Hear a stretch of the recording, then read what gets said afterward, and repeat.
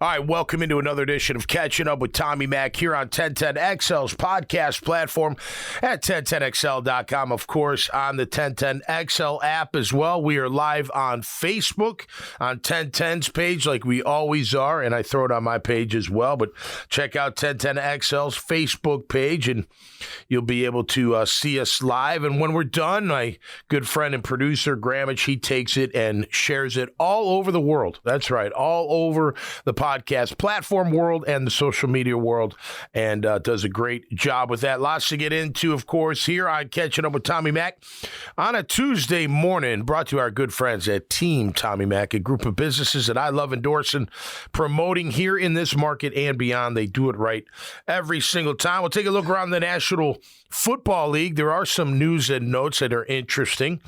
We may brief upon the Tom Brady roast. I don't know why roast him now. I don't know, but we'll talk about that. I got a list of QBs, and just based on last year's touchdown interception ratio, not based on, but that's part of the conversation. Is there a quarterback you'd take right now over Trevor Lawrence to be our Jaguars starting QB? We'll talk about that. Much to get into.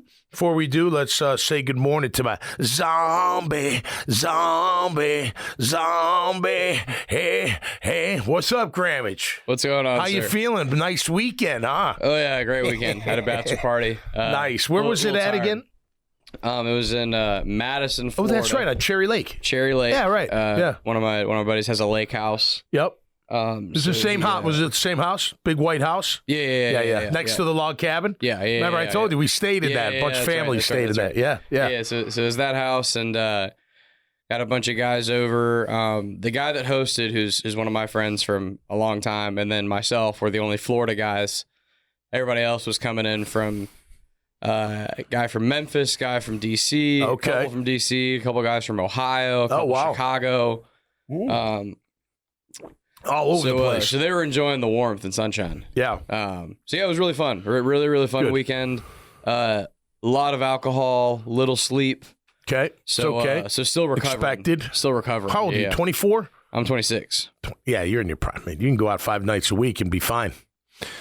Oh, yeah. It dwindles down as you get older, but it's okay. Yeah. You keep rocking until you can't no more. That's the way I look at it. All right, so there's a story out of, and I believe via our own Me O'Brien here at 1010XL does a great job, that there was a lot of miscommunication, I guess, on the defensive side of the football team last year. I don't know. I haven't talked to Mia yet, so I don't know what she meant by the alignment, at least part of it. The guys don't know how to line up, or they don't know how to study alignment from the other team to figure out what they may or may not be doing. So those are tendencies. I don't know, the basis of it. Caldwell's out the door, so, I don't, now it's, he's the scapegoat, I guess. I felt like it was kind of an indictment on Doug, like, well, Doug, how did you not take care of that? There was no communication the last 5 weeks. Allegedly. Why isn't the head coach on top of this stuff? And again, look, Doug's great. I want Doug to be so successful here in town. I do. I want him to be a Super Bowl winning coach here in Jacksonville. I want a team to win a Super Bowl. That's all I really care about as far as their success. But there's some chipping away at the rock, like even last year, again, we talked about it and didn't go into depth, but we talked about it throughout the year, Grammage, like that week 2, having a bad week of practice, and then needing to get away from it all, get away from the press clippings and get away from the hype. You're like, what are you talking about? What has your message been all off season? Because my message is you haven't done shit. Like, forget last year's over. Let's focus on this year. You have not arrived. No matter what the national media is saying out there, you haven't done squat. Great end of the year. Great comeback in the playoffs. Great to take the champ to the wire. You went toe-to-toe with KC in that divisional playoff round. But so what? Now that's just a block. We got more blocks to build, and I don't know, man. I don't want to call it dysfunction. I wrote dysfunction. I don't think that's fair, but if this story is true, that there was really lack of communication, and for the record, if I may, if you don't know how to line up in the NFL, you're a moron, okay? You know how to line up. All you got to do is look at the playbook. You don't need the coach to sit there and put your ass in the exactly place that you line up every single play. That's not how it works. You're a professional. You know how to line up. Studying the other team's alignment, there may be something there, because I was a big studier of tendencies. It helped my game a ton, without a doubt. Being able, they come out of the huddle, they set up in a formation, and I've seen this before. I've seen it on my tendency sheets. I've seen it on film. They're going to run one of 3 plays, and one of them's a pass. Right? And if it could be anything. Guy goes in motion, it changes, whatever it may be. Like, those are things you have to study and memorize if that's the case. But where's the accountability? Like, why isn't Doug like holding everybody accountable? And by the way, we saw it on offense too. Did Ridley ever get sat down for running the wrong routes? Did he? Did they ever bench him? You know that he ran. I mean, everybody knows he did. They denied it at first. I don't know if they've admitted to it yet, but they never sat his ass down and said, "Hey, man, you got to know the playbook. You got to know where you're going every single snap." Not this, "Hey, maybe we'll send him down the field. They'll make a catch for us." What is that? No accountability on that side. And look, I agree on the defensive side. I mean, how many times are guys open? Nobody should be wide open in the NFL unless it's a trick play. Nobody. If somebody's wide open, somebody's blown a coverage or fell down or got beat at the line of scrimmage or whatever. But you don't just outrun an NFL corner by 5 steps or whatever. No. Yeah. It's not like college where you might have just an inferior opponent that you can blow by. Especially down the middle of the field. That's a big time Someone's mistake. in the wrong place if that happens. Yeah. The athletes are too good. So, look, I mean, I don't want to make a molehill out of, I don't want to make, what is it called? Make a mountain out of a molehill? I mean, because it's not, at the end of the day, look, Ryan Nielsen's going to have to hold this defense accountable.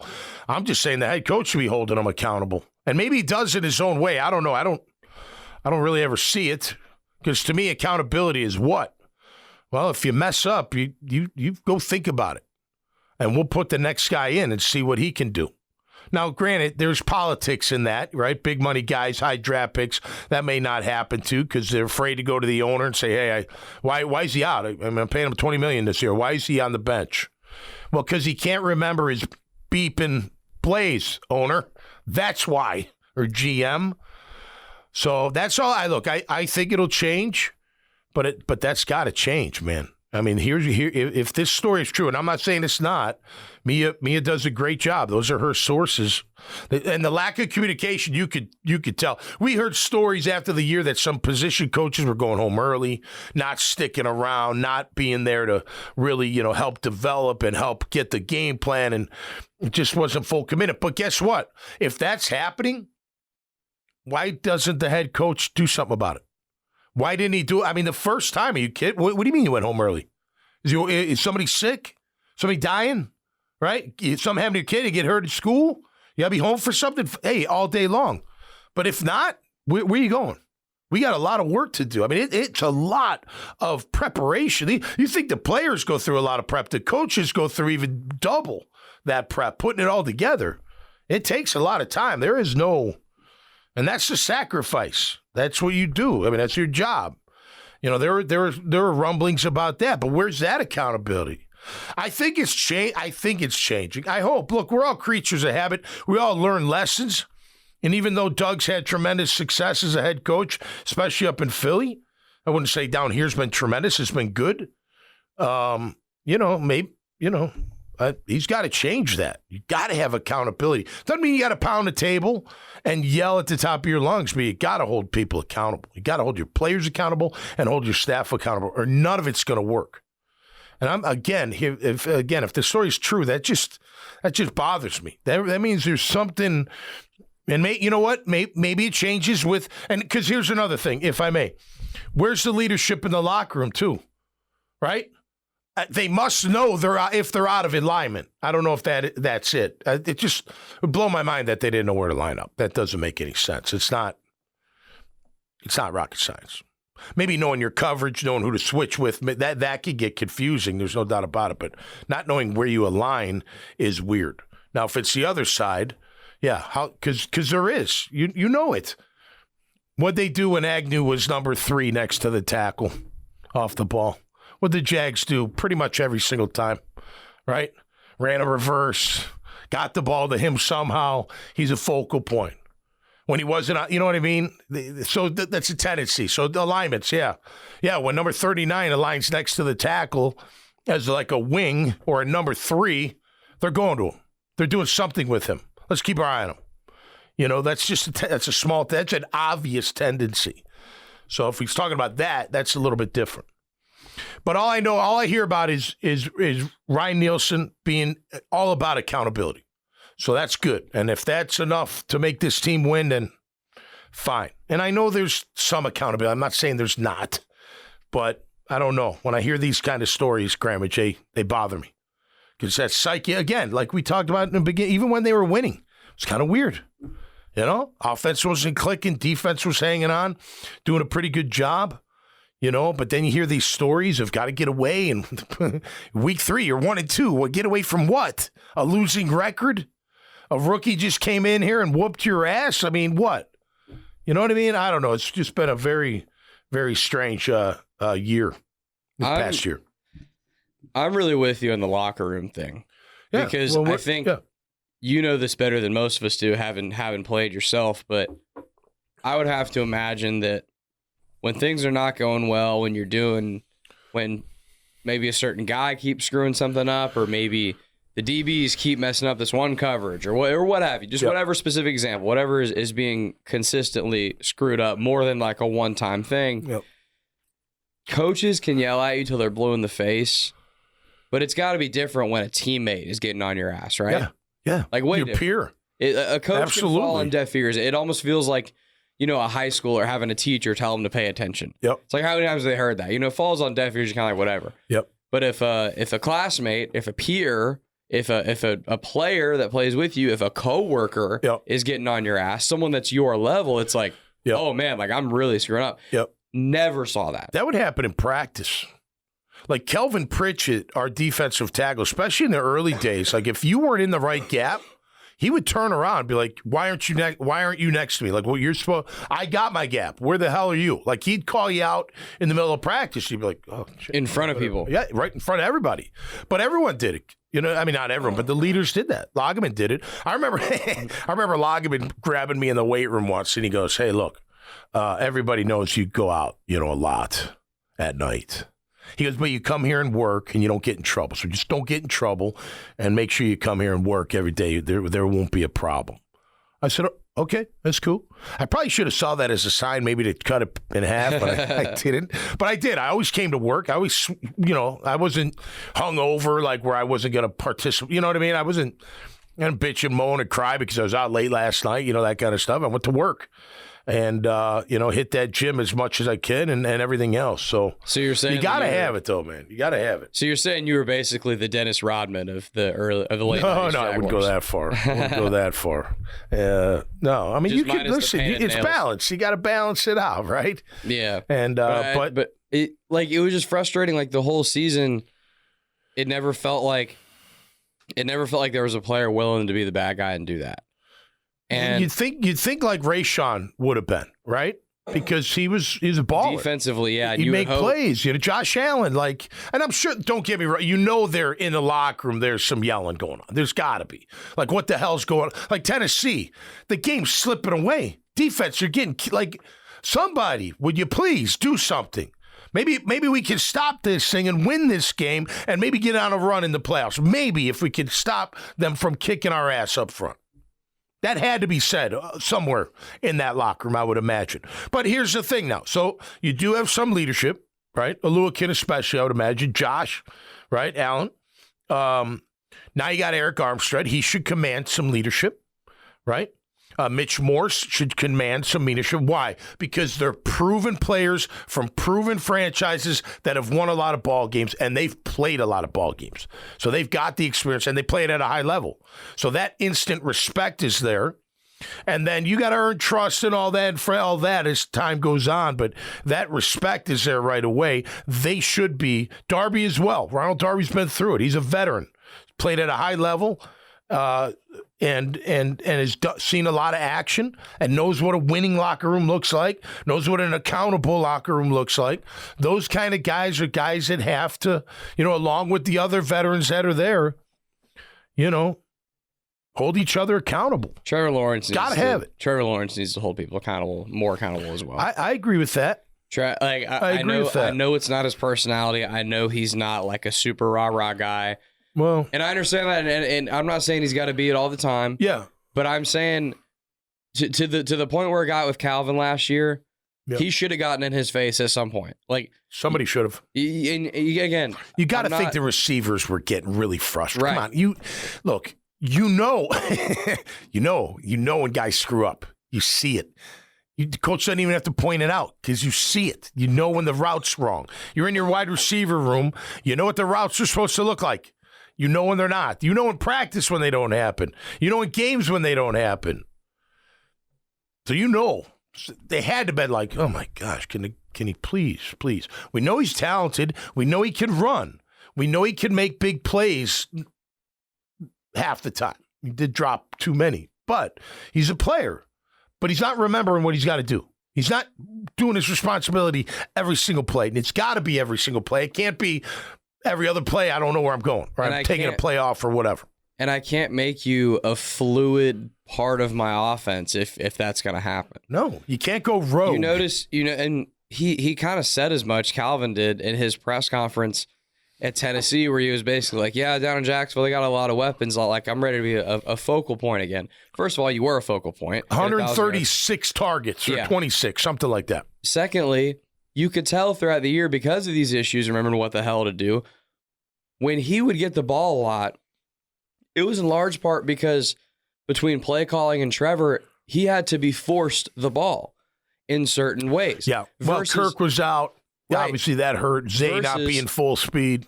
Versus a Christian Kirk, for example. Yep. When Christian Kirk gets the ball, it's because it's within the flow of the offense, and it was the open guy on that play versus the coverage they played, and it just made sense. Versus Calvin, I got to force it, and I think it made their offense clunky in a lot of times last year. I think it did too, but even when Kirk was healthy, I think Trevor felt like he had to get the ball deep to Ridley. He did, 100%. Yeah. 100%. And when they connected, it was great.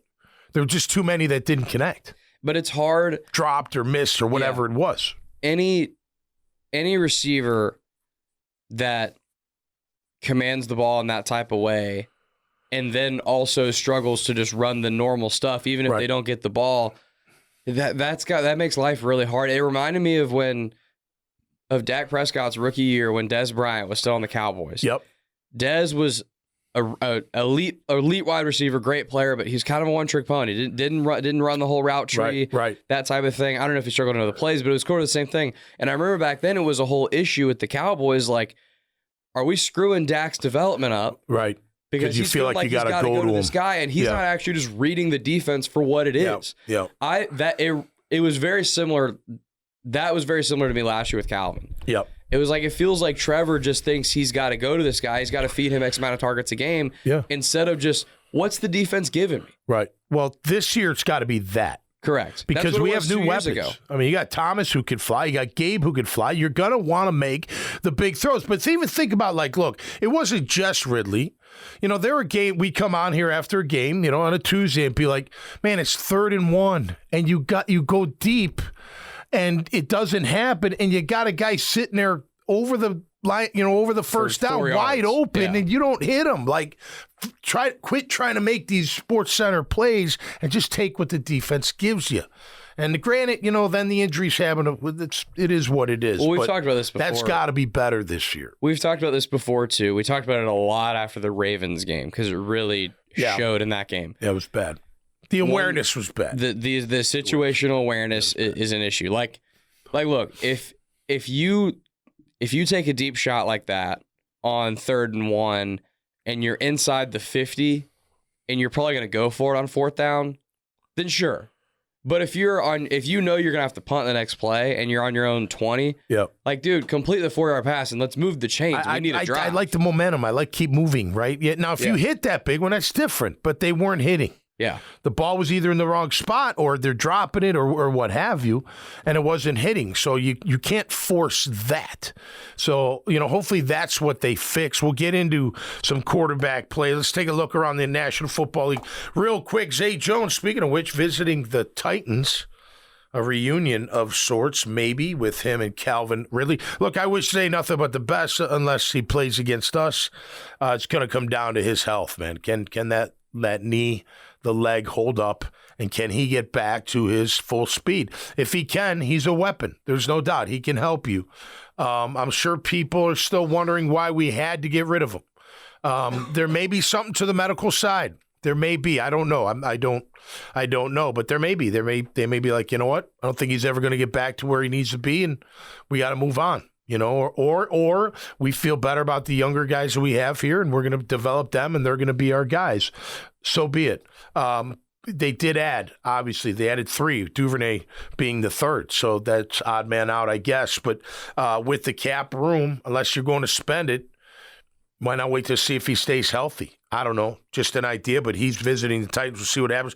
Joe Burrow begins throwing. He's in my list that's going to be coming back from that wrist injury. I tell you what, that whole organization, like any organization, but especially with a quarterback like Joe Burrow, man, his health is critical, especially throwing the ball. If he can't throw it, forget about it.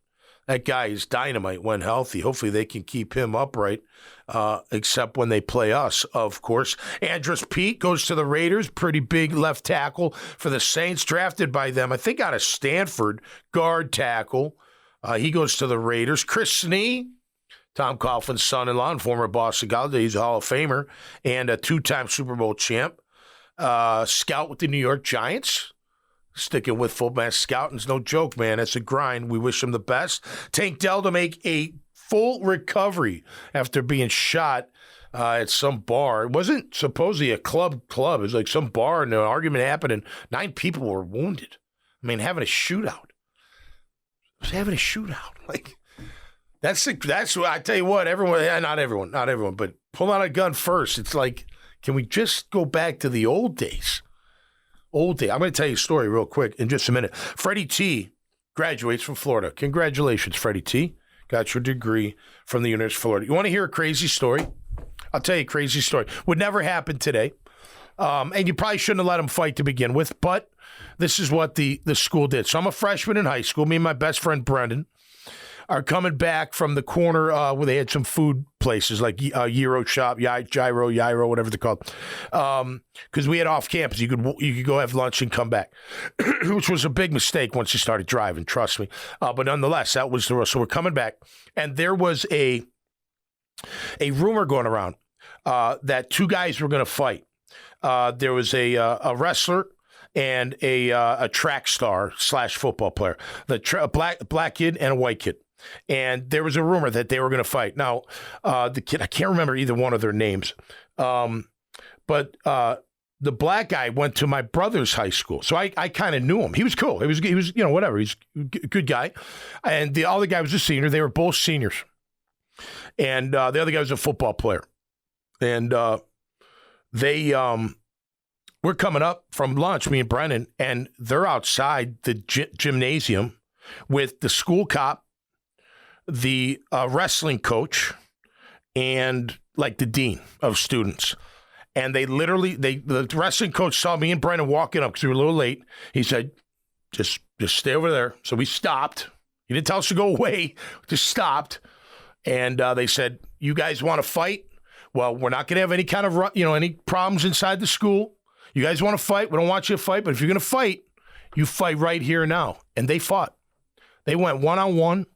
And the wrestler, he knew how to fight. He wrestled them down, and they didn't let anybody get hurt. Maybe a couple punches thrown, but it was over. And then they shook hands, and it was over. You know what I mean? Like, think about that. Could that happen today? Probably not. But it happened. That's 1984, and Think about that. They were like, yeah, all right, you guys, we're not going to have some big old brawl between a bunch of kids. It's the most guy way to settle a beef. Right. Just go out and beef and then be done. That, back in, I know the old days, I'm a boomer, whatever the heck I am. That's how we handled our business.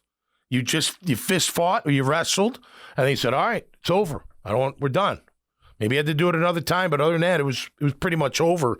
But nonetheless, not today. It's pulling that. I don't know.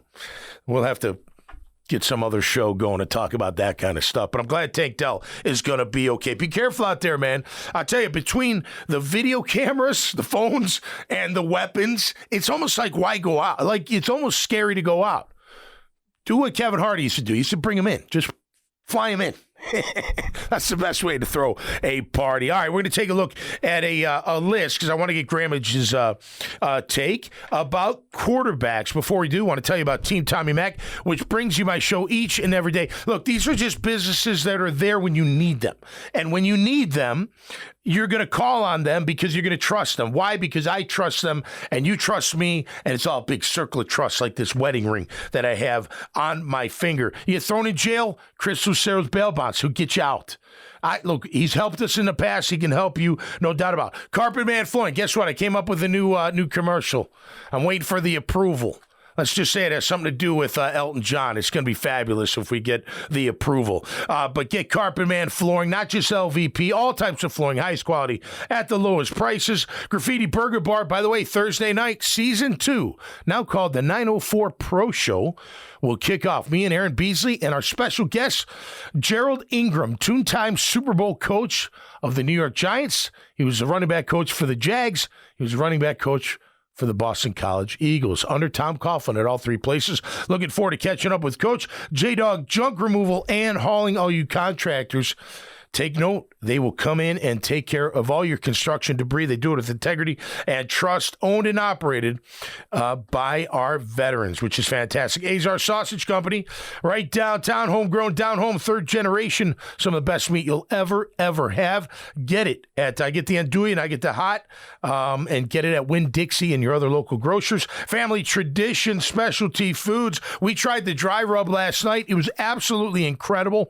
Go to that website, Family Tradition SpecialtyFoods.com. You'll see their hot sauces, you'll see the rubs, and we're putting together some jerky for them too. So stay tuned for that. Code Ninjas, a great place for your kid to go to camp this summer. They go outdoors as well, and they learn how to build all types of things, including robotics.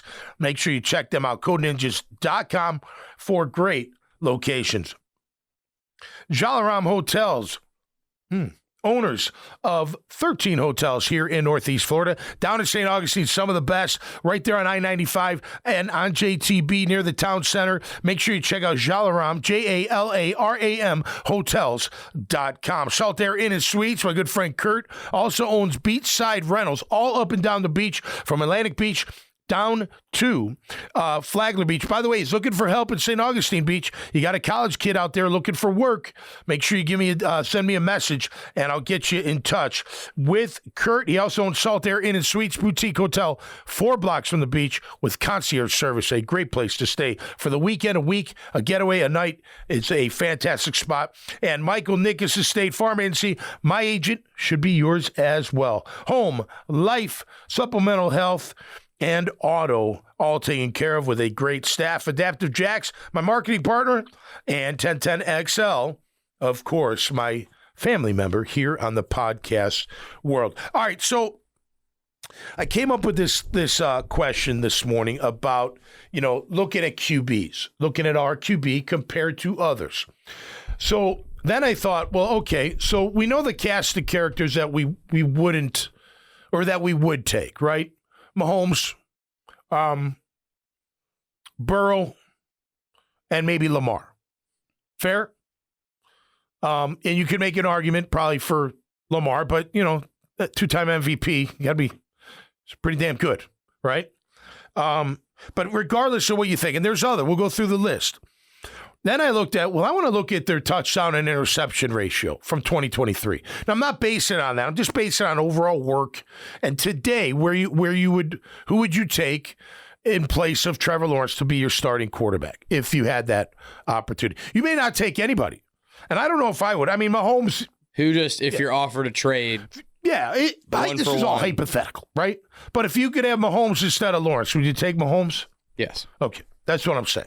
Okay, so I'm going to go down the list. Most of them are going to be no, but I want to, and then I'm going to tell you, I'm going to get you to guess or touchdown. We tried this earlier. Now, I'm not a stat guy, because the funny thing about stats, you look just at stats, it only tells you part of the story. It doesn't tell you the whole story. You got to watch, right? I threw Dak Prescott at Grammage, and he had a number that was really low in touchdowns. And I corrected him. He's like, holy cow, really? I'm like, yeah. Like, but would you take Dak over Trevor right now? No. I would.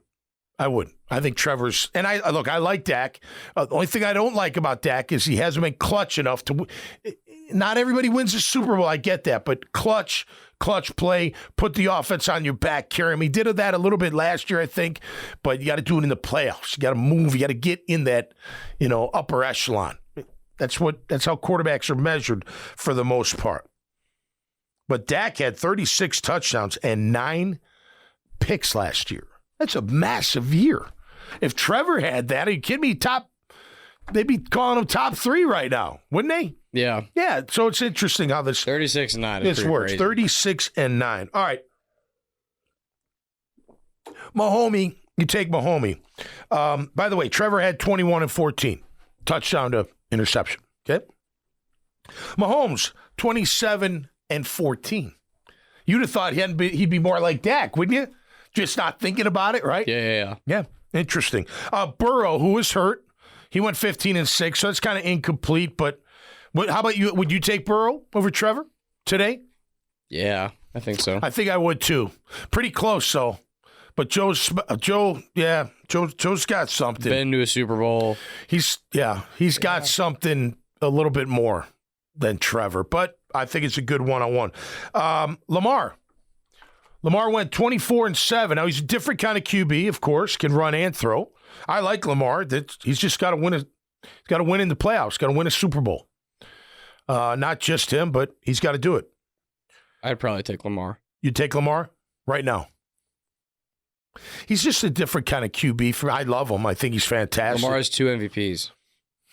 I'd take Lamar too. I mean, it's fair. It's fair to say that. All right, Jalen Hurts, who a down year last year went 23 and 15. I'd probably take Trevor. I think I take Trevor there. Yeah, I think I'm keeping Trevor on that one. C.J. Stroud. Now, just a rookie. You got to see what he does for year 2. C.J. Stroud, 23 touchdowns, 5 picks. That's crazy. I'll take Trevor. I am anticipating C.J. Stroud taking a step back this year, personally. But I will readily admit that there's probably not a single person that's not a Jaguars fan that would take Trevor over Stroud right now. Yeah. Like, I don't think there's anybody that's not looking through teal lenses. I'll admit I'm probably looking through some teal lenses when I say that. I would not. I mean, I'd keep Trev over Stroud, but if Stroud continues to progress, that answer may change, unless Trevor continues to progress. If Stroud has Stroud's got it, man. If he has a similar year to what he had last year, then it's going to be impossible to say. Unless Trevor obviously has a right. And granted, 1 year, but I think Stroud sees things better than Trevor does. I think he sees the whole field better than Trevor does. Now, granted, not as hit. Well, he got hit quite a bit last year, but overall, that's the difference. I think that's got to get better. But I'm still taking Trev. All right, what do you think Brock Purdy's touchdown interception last year was? I know his picks are low. Not as low as Stroud or Lamar. I'll or say, Burrow. Give me 25 and 10. 31 and 11. Brock Purdy. Wow. 31. Yeah. Now he's in a great system. What would Trevor do in that system? Now you have to be precise. You got to have great ball placement and high percentage. And Trev, he finished 65% completion percentage with 3 games in a row going 58 and 56 because just not 3 good ones after the ankle. And to your point, I know the exercise, and I know you know this as well as I do. to your point, like with you got to watch the games too. Like how many of these touchdowns were 2-yard dump offs to McCaffrey that he wiggles through and houses? I do think he's a very good thrower of where to put the ball. I agree. And I think Kyle that's a stickler. Like, it's got to be on time. I got these playmakers for you.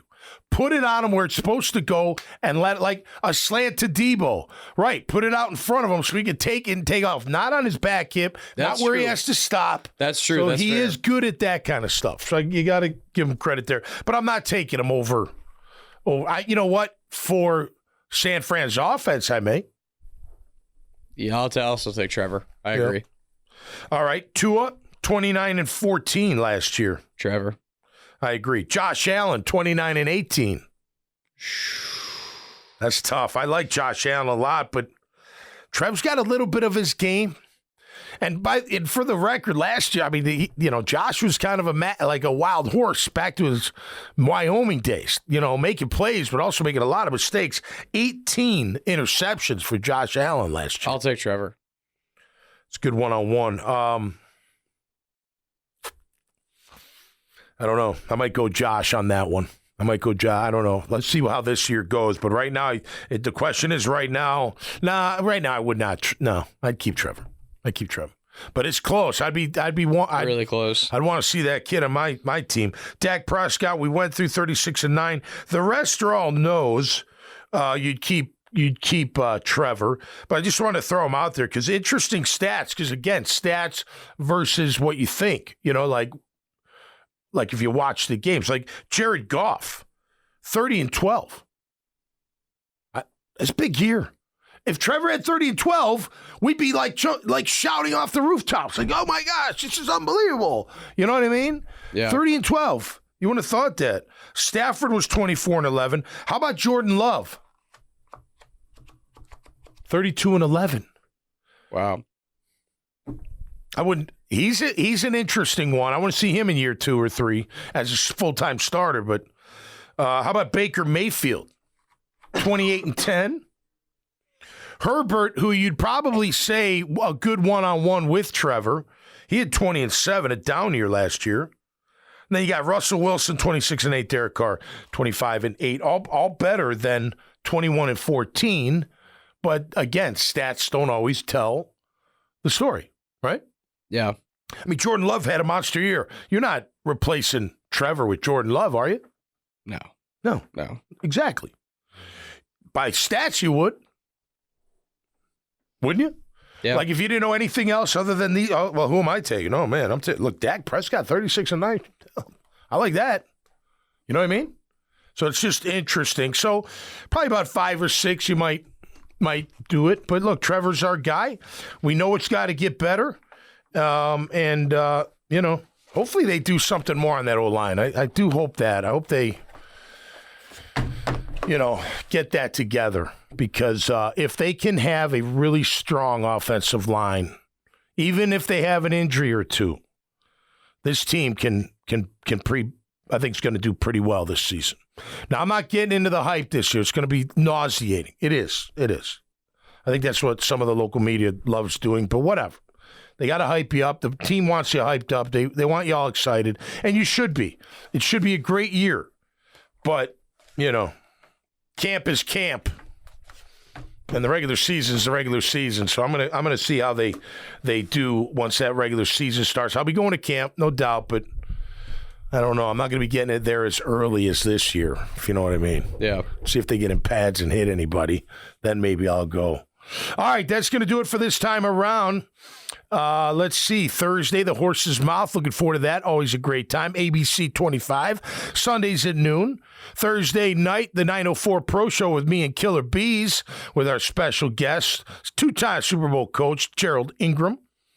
Friday, Jaguars Today with Mike Demps and Fat Tony and Pockets, and then back on the podcast as well as we'll wrap up the week here on Catching Up with Tommy Mac. I want to thank Team Tommy Mac for all the great support. You guys all rock. Make sure when I tag them on my posts that you go check them out. When I'm telling you, when you are in need, you're going to want them there, and they'll be there for you, no doubt about it. Until next time, stay safe out there and be cool, man. Oh, schedule release Thursday, I'm told, right? I think it's Thursday. Dale just asked me. I think the schedule release for the NFL is Thursday. I wouldn't get my hopes that high, but I bet you they get a Thursday and a Sunday, including London's different, but I bet you they get a Thursday and a Sunday. I'd be surprised if they get a Monday night, but we'll see. Hey, more national games as long as we play well is better for the organization. Stay safe, be cool. We'll see you next time right here on Catching Up with Tommy Mac. Have a great day.